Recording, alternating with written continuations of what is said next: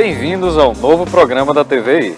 Meu nome é Vitor Augusto Xavier, eu sou diretor, produtor audiovisual e fotógrafo. E eu, Ademilton Batista, escritor e poeta. Juntos, iremos apresentar o programa Café com Poesia e Cinema. Traremos o melhor do conteúdo cultural desses dois universos fantásticos, o cinematográfico e o literário. Tudo isso em companhia do maravilhoso Café Italiano. Estaremos com vocês todas as quartas-feiras, a partir das 19 horas. E eu vou contar para vocês como tudo isso nasceu, né? De onde é que veio esse sonho, como é que a gente teve a ideia de fazer esse programa. Tudo começou a partir de um sonho do meu pai, onde levar a poesia de forma democrática para todo tipo de público era uma prioridade. Então a gente sintetizou as ideias, pensamos juntos, criamos primeiramente um programa de rádio com o mesmo nome que passa até hoje na Rádio Nacional 870M. Junto ao meu filho, estou tendo a oportunidade de realizar este sonho. Graças aí ao nosso querido Barbosa Filho, Kleber Torres, conseguimos trazer esse programa para a TVI e permanecer com a mesma proposta, levando conteúdo, levando informação e cultura, né? Tem coisa melhor que isso? É isso aí, Vitor. Como não pode deixar de faltar, um bom café. O nosso programa possui uma temática completamente cultural. A nossa ideia é trazer para a audiência uma proposta nova, onde a gente vai ter 3 quadros principais: o quadro de poesia, o quadro de cinema e o quadro de entrevistados, onde toda semana a gente vai trazer pessoas de variados segmentos para enriquecer mais ainda o bate-papo. No quadro de poesia, meu pai Ademilton vai recitar poesias da autoria dele, em companhia de músicas selecionadíssimas. No quadro de cinema, eu vou trazer para vocês o melhor da sétima arte, filmes que foram aclamados pela crítica e pelo público, fazer comentários e mostrar as melhores cenas para vocês. E agora, vamos falar do quadro de poesia. Mas antes, eu vou contar um pouco da minha história, para que vocês saibam um pouco de mim.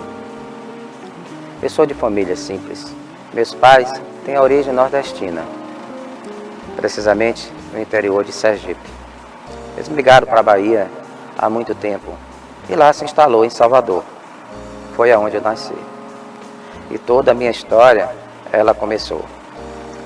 Aos 7 anos, eu me dei conta da minha consciência e eu me perguntei: quem eu sou?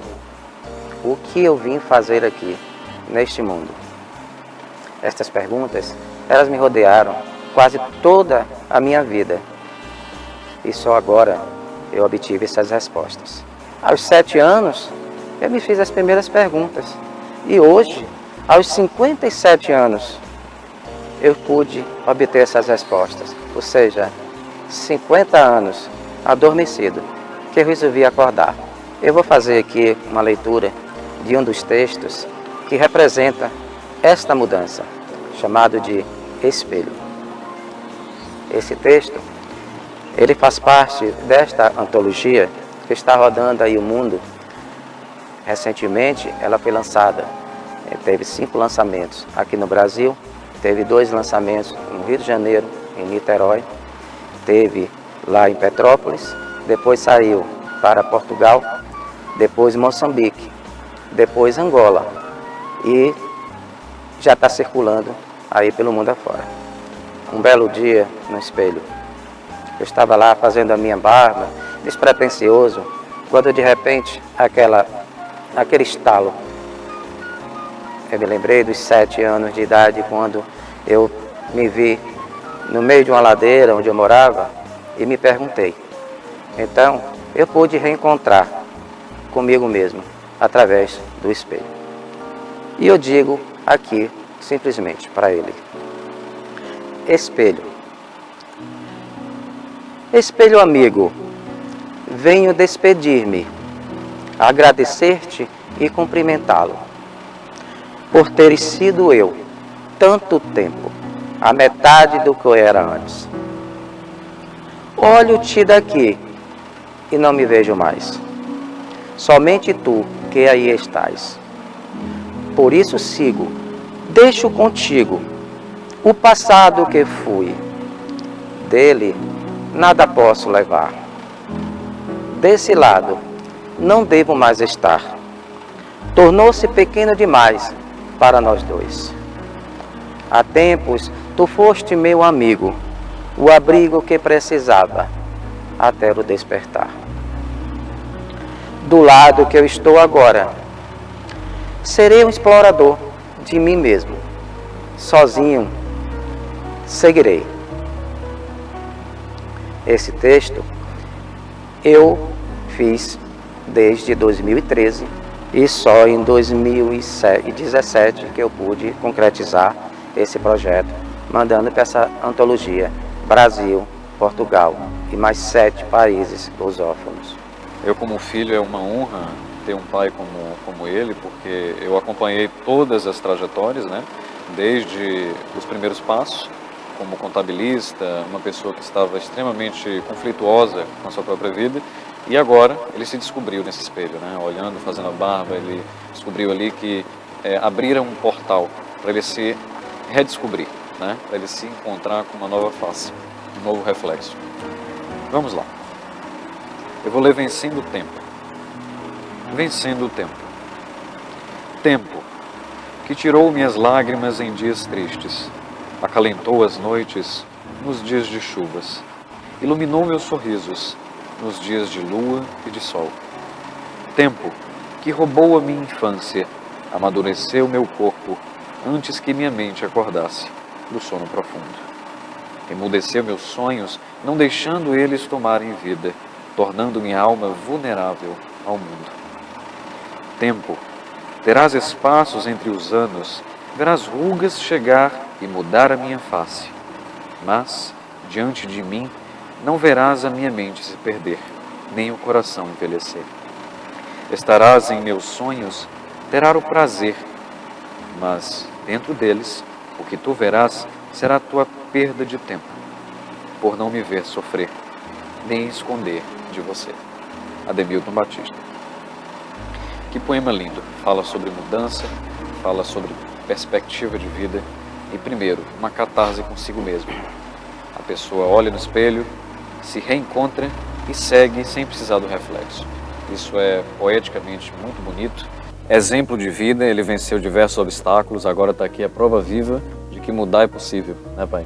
Mudar é possível e... Tudo é possível. E tudo que a gente almeja fazer, a gente pode fazer com determinada força e direção, né? Não adianta a gente correr e estar na direção errada. Tem que alinhar direção e força, que aí a gente vai para o nosso objetivo. O importante é você se aliar ao tempo. E se aliar ao tempo, né? Pois é. Você é mago, você é o mago do tempo, então você já controla ele. Quem sou eu para falar alguma coisa? Pessoal, a gente vai agora para o quadro de cinema, né? Mas antes eu vou querer contar um pouquinho sobre minha história para você que está aí assistindo, conhecer um pouquinho mais quem é Vitor, de onde é que ele veio, o que é que ele está fazendo. Pois é, a minha história ela não começou muito diretamente ligada ao cinema, né? Isso tudo começou na infância, mas eu passei por um momento de muita indecisão, muito conflito comigo mesmo, sem saber para onde é que eu iria.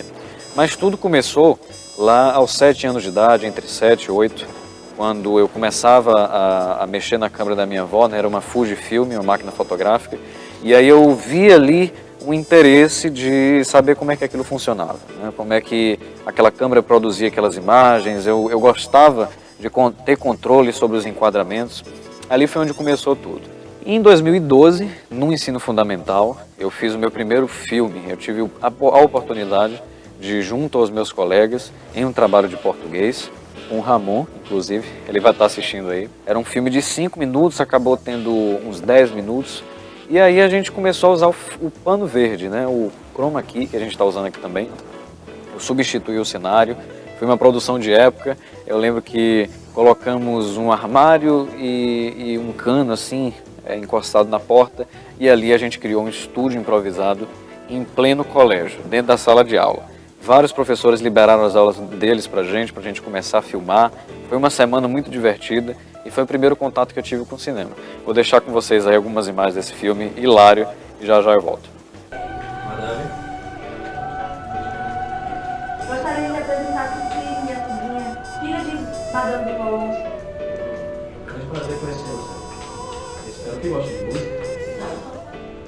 Nosso acordo acabou. Não existe mais possibilidade de você realizar sua missão. A nossa unidade termina aqui. Se é guerra que você quer, é guerra que você vai ter. Guerra. Terás a tua tão almejada guerra. Como pôde seduzir a minha amada Cecília? Meu orgulho não me deixa responder essa pergunta. Vamos resolver esse impasse.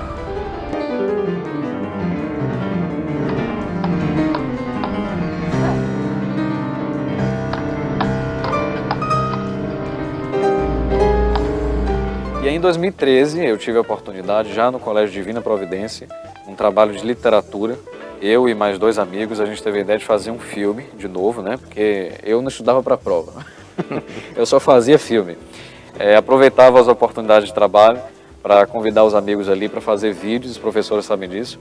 E a gente apresentava em vídeo os trabalhos, até trabalho de matemática. Na verdade, isso aí você já estava ensaiando, né? O que seria hoje. Era um laboratório, era um treinamento ali. E aí a gente começou a gravar esse filme que se chama Incertezas, né? Baseado na obra de Dom Casmurro, de Machado de Assis. Eu fiz o Bentinho, meu pai fez o José Dias, junto com a minha mãe, fez a Dona Glória. Uma querida colega minha chamada Júlia Lued, ela fez Capitu. E Eric Lacerda fez Escobar. Eu editei ele numa madrugada e simplesmente, dada a correria ali, não deu tempo de substituir o cenário de pano verde por fotos da época, né, fotos de 1919, e aí ficou verde mesmo. Mais tarde a gente descobriu que o pessoal que estava assistindo, eles gostaram dessa coisa do pano verde atrás, porque remeteu uma coisa lúdica, né? Como é um cenário de época e se passa dentro de, teoricamente, um sonho, as pessoas começaram a adivinhar o cenário, né? Colocar ali as suas próprias subjetividades. Em 2013 foi quando começou realmente tudo. A gente fez uma viagem a Maceió, para a casa de uma tia minha, e aí lá a gente teve a ideia de fazer um filme, né? Um curta-metragem com meu pai, sobre um personagem que estava vivendo ali uma crise existencial. A gente não tinha ideia ainda de nada sobre o filme, não tinha roteiro, não tinha diálogo, só tinha um esboço de um personagem que realmente estava em conflito com ele mesmo e estava em viagem. A gente começou a filmar, voltamos para Itabuna, e quando a gente regressou, eu encontrei a minha avó em um estado assim, mais avançado da doença de Alzheimer, né? Ela sempre, a minha infância toda foi convivendo com isso, e a minha avó ela teve essa doença durante 10 anos, então o Alzheimer esteve presente nas nossas vidas de uma forma muito impactante. E aí a gente se tocou por isso e decidimos que o Alzheimer seria o tema central da trama.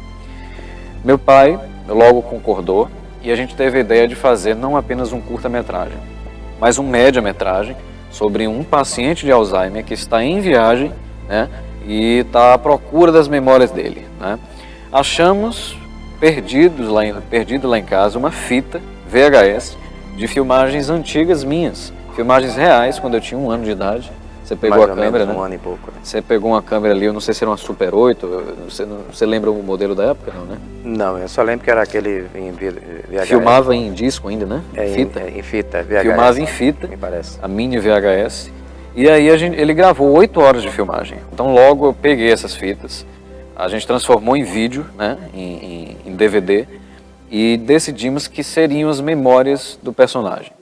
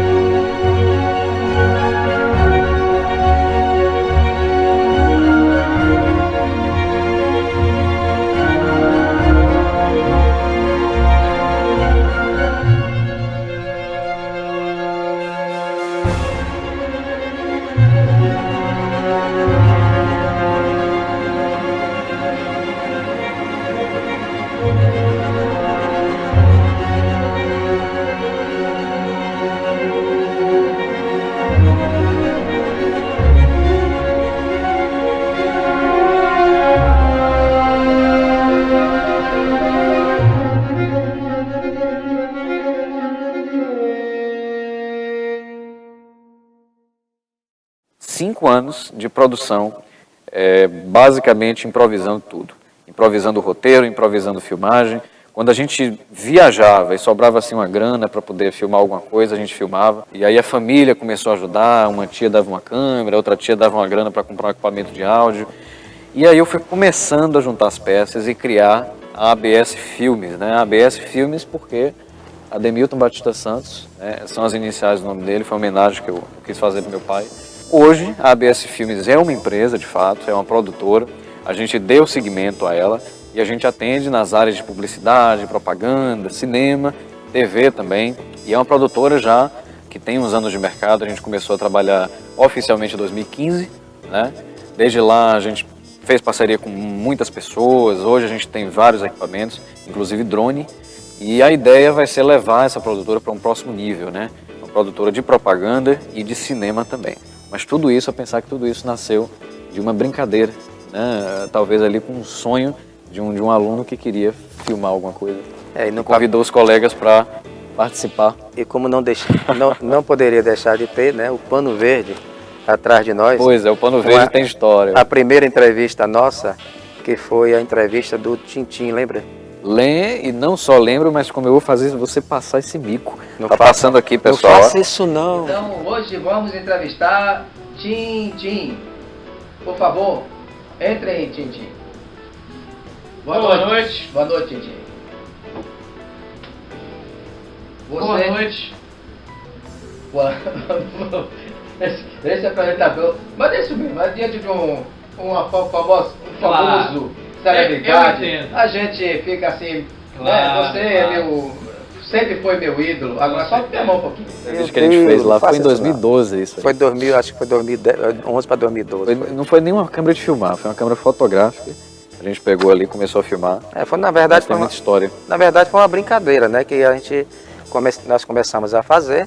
O filme, eu lembro que o filme de Tintim, ele estava em evidência. Foi na época que Spielberg lançou com Peter Jackson o Tintim, né? Em animação gráfica. Em animação gráfica. Tudo isso iniciou de uma brincadeira de criança e meu pai, ele sempre me apoiou, foi incrível isso.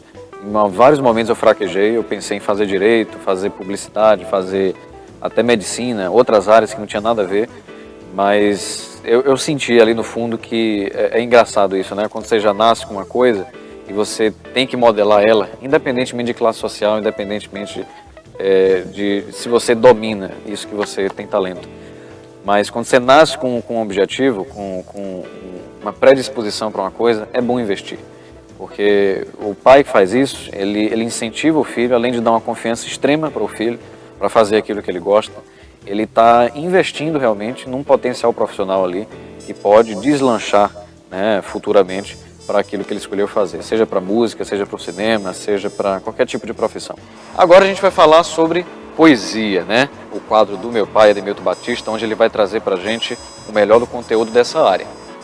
A palavra poesia, ela vem do latim poesis, que significa um conceito grego, que é nada mais, nada menos do que a manifestação da beleza, do sentimento, através da estética da palavra.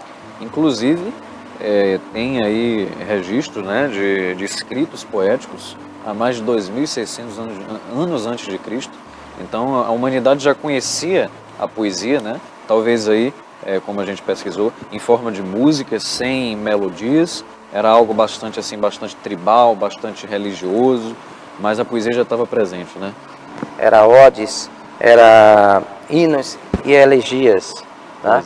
Que caracterizava aí. Mais adiante nós vamos entrar quando a gente estiver falando aqui da parte estética, dos formatos, Exato. Nós vamos abordar cada um de per si, porque a poesia ela tem métrica, né? Atualmente ela tem métrica, que é justamente essa métrica aonde os poetas se baseiam para... É composto pelo verso, pela rima, rima, estrofe, entendeu? Para que onde os poetas eles se encontram e começam a jogar seus sentimentos através dos poemas. O curioso é que antigamente a poesia, na verdade, ela já existia na própria linguagem, por isso que eu falei no começo que o mais fácil seria perguntar quando a linguagem deixou de ser poesia. Porque a poesia ela está composta em tudo, ela está composta na natureza, está composta no seu comportamento, no dia a dia, no que você observa. É isso aí. E você passa isso através dos seus sentimentos. Isto aí é o chamado, um estilo que hoje é chamado estilo lírico. Eu escrevo nesse estilo porque eu não me prendo muito, na verdade, à métrica, não. Porque quando eu vou normalmente para a métrica, para poder começar a escrever, eu me perco nas palavras. Então eu prefiro ficar no estilo livre, tá? Onde eu expresso realmente o sentimento e mais adiante, quem sabe eu trabalhe com a métrica aí que vai dar um sentido maior. É isso, né? É o mercado também que fala, às vezes a gente está vendendo isso, né? Está oferecendo o que a gente está fazendo como um produto de mercado e aí às vezes a gente precisa se adequar aos termos desse público, né? Que a gente está oferecendo isso. Mas acho que para todo tipo de arte é interessante o artista também se expressar de forma experimental, de forma livre, né? Sem métricas, sem podações do que ele está fazendo ali. Eu acho que isso é muito importante. É o sentimento, a poesia é isso, é o sentimento. E a gente trouxe para vocês aqui também a biografia de Cora Coralina. Pois é, Cora Coralina, ela nasceu em 1889, né? 1889. Lá em Goiás, pois é, Cora Coralina, ela tem uma história de vida fantástica. Inclusive, ela lançou o primeiro livro dela aos 75 anos de idade. Ela começou praticamente no fim da vida e meu pai se identifica muito com ela, né, pai? Eu me identifico porque hoje, inclusive, eu estava revendo essa história dela, é uma história realmente fascinante, ela me cativa, porque eu me identifiquei com ela. Não, é incrível, é Porque incrível. Ela, na verdade, ela começou a escrever, Vitor, aos 14 anos, né? Mas na adolescente ainda. Inclusive teve seus textos publicados em alguns jornais e revistas na época, né? Então ela passou assim algum tempo, até continuou escrevendo, mas passou algum tempo assim se dedicando mais à vida dela, né? Que ela era uma mulher de vida simples, tá? Uma mulher caseira, ela era do lar, na verdade. Mas o talento da poesia, ela está dentro da gente e estava dentro dela. E aos 21 anos, beirando os 22 anos, ela teve sua primeira obra publicada. Mas infelizmente ela teve que interromper essa caminhada dela, porque logo depois ela se casou. E fugiu, inclusive, para São Paulo com o marido dela, É o né? Cantídio. O advogado Cantídio Tolentino, tá? Indo morar em Avaré, no interior de São Paulo. E aí ela passou uma fase de dormência na vida dela, né? É o curioso, Vitor, que é justamente essa fase aí que existe na vida dela, você vê as identificações da vida dela com a minha, mas eu não estou falando da minha, já falei, vou falar da dela. E ela, inclusive, nesse tempo onde ela foi para São Paulo, que morou em 3 locais lá em São Paulo, e ela ficou praticamente assim adormecida com essa área da poesia, mas ela não deixou de escrever, ela continuou fazendo os trabalhos dela, continuou escrevendo, mas não podia publicar, porque ela estava levando uma nova vida e o marido dela, infelizmente, ele não deixava que ela colocasse isso adiante. Em 1922, ela foi convidada para participar da Semana da Arte Moderna, lá em São Paulo. Mas o marido, o Cantídio, bloqueou, né, mais uma vez impediu. Infelizmente, nessa época, o conceito de sociedade ainda era muito machista, ainda era muito limitado nesse sentido de empoderar, né, a mulher. Então, eu imagino como Cora se sentia bastante limitada. Não, ela realmente ela se sentia frustrada, né?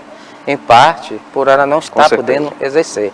Mas mesmo assim, pela simplicidade dela, pela humildade dela, ela aceitou essa condição. E com isso ela conviveu esse longo tempo da vida dela, que só veio, Vitor, ela só veio retornar novamente à terra dela, que foi Goiás, depois de 45 anos convivendo em São Paulo, Olha só. após a morte do marido dela. E nessa época perguntaram para ela o que é que ela ia fazer em Goiás. Ela simplesmente respondeu ao repórter que estava entrevistando ela na época. Respondeu assim: eu estou indo em busca das minhas origens. Olha que coisa. É um regresso às origens. Um regresso às origens. E esse regresso, ele realmente veio assim como uma forma de revelação para ela, que ela, é interessante que muitas perguntas foram feitas, mas ela sempre dizia, eu não me considero uma poetisa, nem uma escritora, eu me considero uma doceira. Sim, ela fazia doces, inclusive viveu disso muito tempo para sustentar seus 4 filhos, né? E após a morte do marido, ela se empenhou bastante nessa profissão e continuou escrevendo. Eu acho que o povo está curioso para que a gente leia aqui um dos poemas, né, dela, que eu acho assim um dos belos poemas que ela construiu, que é o das pedras, que fala sobre as pedras do caminho. Sim. Que foi quando ela voltou para a terra dela, que ela se deparou com a casa dela, que hoje, inclusive, essa casa, ela foi transformada em um museu, que é Olha chamada só. da Casa da Ponte. E essa casa, ela fica justamente situada na cabeceira da ponte, onde passa o Rio Vermelho. E a gente vai ler agora, claro, um poema de Cora Coralina. Eu vou ter o prazer de ler um desses, não é? Vai, sim. Tá vendo aí? Eu leio aqui o das pedras que eu já falei aqui, e depois você pode ler aí inclusive que nós já fizemos essa biografia dela na Rádio Nacional, Sim. que ela colocou aqui o Poeminha Amoroso. Maravilha. Sinal, uma obra-prima da poesia dela, de um dos poemas dela. E aqui ela diz aqui o seguinte, se referindo às pedras. Ajuntei todas as pedras que vieram sobre mim. Levantei uma escada muito alta e no alto subi. Teci um tapete floreado e num sonho me perdi. Uma estrada, um leito, uma casa, um companheiro, tudo de pedra. Entre pedras cresceu a minha poesia, minha vida, quebrando pedras e plantando flores. Entre pedras que me esmagavam, levantei a pedra rude dos meus versos. Mas que maravilha, né? É muita sensibilidade, muita cultura prática, né? Incrível. É uma linguagem simples, uma linguagem popular, Isso que consegue atingir todo tipo de público. Ela é uma escritora fantástica e deixa realmente um legado muito grande e uma história de vida assim fascinante. Inspiradora. Inspiradora, porque ela fez da vida dela o lema, o próprio lema dela, e viveu com isso. Ela sem se importar com o que ia acontecer lá adiante. Tanto é que seu livro foi publicado, né, aos 75 anos. E o segundo foi publicado, me parece, com 76, se não me engano. Ela é a prova viva de que não existem impedimentos, não existem obstáculos se vocês querem realizar uma coisa. Tá? A gente só não consegue realizar o que a gente quer, primeiramente, se houver um bloqueio mental. O bloqueio físico e o bloqueio social, eles são bloqueios que a gente pode vencer com o tempo. E Cora demonstrou isso, através da relação complicada com o marido, através do regresso à sua terra, né? E o fato dela lançar o primeiro livro aos 75 anos. Isso aí é a prova de que o tempo é uma criança, de que a gente pode fazer aos 45 do segundo tempo, mas o importante é fazer. Mas agora eu vou falar sobre a história do cinema, a história da sétima arte, porque falar sobre cinema não é só citar filmes, né? Não é só falar detalhes sobre eles, mas é falar sobre o contexto da imagem, né? O conceito de imagem em movimento e onde é que ele foi criado, né? O cinema nasceu no século XIX. Ele foi baseado através de um cinetoscópio, que foi um equipamento criado por um assistente de Thomas Edison, né? Um inventor por Thomas Edison. E esse cinetoscópio ele foi usado para projetar a primeira sessão de cinema, né? Que foi passado um filme sobre um trem. E os irmãos Lumière foram os pioneiros nesse conceito. Eles marcaram ali uma reunião no Grand Café, em Paris, em 1895, e ali projetou esse primeiro filme.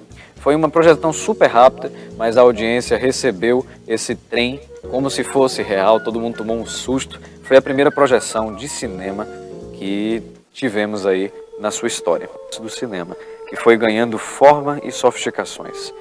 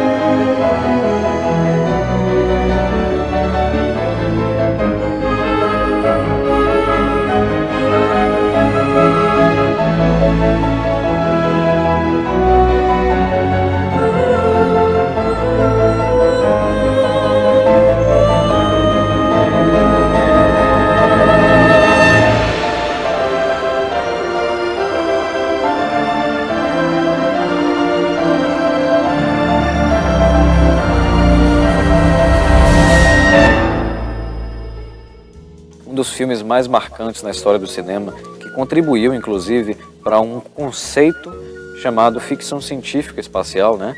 Que foi liderado aí pelo Stanley Kubrick, e eu estou falando dele, estou falando de 2001, Uma Odisseia no Espaço, filme de 68, dirigido por Stanley Kubrick, interpretado por Keir Dullea, Gary Lockwood, Douglas Rain e William Sylvester. E nesse filme a gente tem ali um dos maiores cortes do cinema, que foi onde o Stanley Kubrick, com sua engenhosidade, atravessou 2 períodos humanos em apenas um corte. O período do tempo das cavernas, onde um dos hominídeos ele joga um osso, né, para o céu, e ali o Stanley corta e a gente visualiza uma nave em órbita da Terra, né? Ou seja, milhares de anos em apenas um corte. E o Arthur C. Clarke, que escreveu esse roteiro e é autor de 2001, Odisseia no Espaço, ele fez isso de uma forma incrível ao escrever ali o HAL, né? O HAL, que é o computador que ganha consciência durante o filme, discorda ali das ações humanas. O Keir Dullea, que faz aí o personagem principal, ele passa por um momento de desconstrução de paradigmas incrível no final. É algo até espirituoso, né, para o conceito mecânico de ficção científica. E esse filme inspirou cineastas como Ridley Scott e Steven Spielberg a fazerem filmes como se faz hoje, até nos padrões mais sofisticados do cinema. Um pouco mais tarde, o cinema conheceu um dos diretores mais aclamados por crítica e público. Estou falando dele, de Francis Ford Coppola. Dirigiu O Poderoso Chefão, uma trilogia imensurável na história do cinema, que começou em 1972, interpretado por Marlon Brando, James Caan, Robert Duvall, inclusive a filha dele, a Sofia Coppola, interpretou a própria filha nesse filme fantástico. Ford Coppola coloca aqui todo o seu talento, e no primeiro take desse filme, que está passando aqui atrás, a gente entende como se usa uma câmera e como ilumina uma cena da melhor forma. Inclusive, eu trouxe aqui o box do Poderoso Chefão, uma amiga querida deu para mim esse box, e aqui a gente tem os 3 filmes, né? O primeiro, interpretado pelo Marlon Brando, o segundo, por Robert De Niro, e o terceiro, por Al Pacino. Essa trilogia garante entretenimento na sua noite aí de pipoca cinematográfica, tá? Super indico essa produção para vocês. O programa Café com Poesia e Cinema não acaba por aqui, tá? Toda quarta-feira a gente retorna, a partir das 19 horas. Espero que vocês tenham gostado, e eu não posso deixar de citar o Biboca Cabeleireiros, que fez aqui a nossa maquiagem, arrumou o nosso cabelo, deixa a gente apresentável para trabalhar aqui no programa Café com Poesia e Cinema. Ele é um dos patrocinadores oficiais, tá? Tem muita novidade chegando aí. E olha, Eliane, Evelyn, Livana, Sabrina, beijão, minhas queridas. Um abraço a todos e até o próximo Café com Poesia e Cinema. Tchau, tchau. Um abraço.